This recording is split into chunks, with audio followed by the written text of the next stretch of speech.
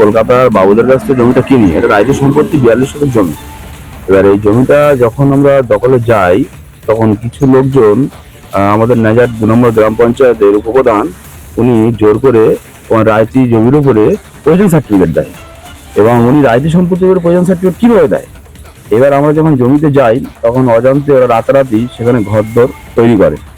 এবার ওরা জবরদখল করে ওই জায়গাটা আমাদেরকে প্রধান কিছু আর্থিক উপপ্রধান কিছু আর্থিক বিনিময়ের পয়সার করে নিয়ে ওই জায়গাটা ওই সার্টিফিকেট দেয়। কিন্তু আমার মানে বক্তব্য, উপপ্রধান কিভাবে এই সার্টিফিকেট দিল ওদেরকে?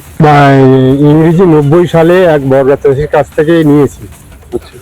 বর্গা চাষি 2000 টাকার বিনিময়ে আমাদেরকে 5 কাঠা জমি একটা জমির উপরে লিখে দিয়েছিল। অর্ধেক দিন চাষ হয় না পড়েছিল, আমরা কিছু মাটি এখানে ফেলেছি।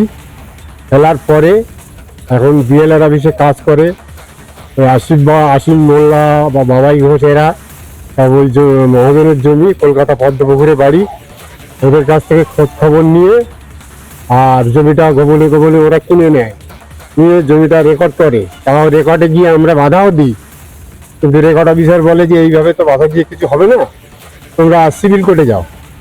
আমরা সিভিল কোর্টে মামলাও করি। মামলা করা সত্ত্বেও ভয় হুমকি দেখিয়ে আমাদেরকে বিভিন্নভাবে হেনস্থা করছে।